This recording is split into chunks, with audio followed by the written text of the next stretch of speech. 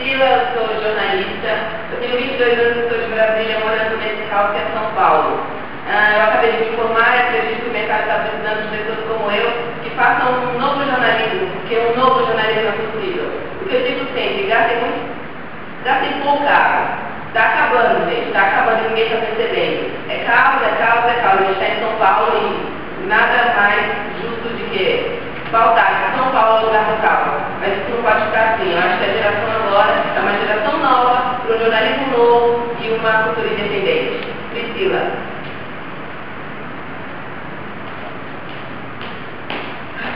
Eu tô aqui não filmando. Falei alto, gritei. Será que foi?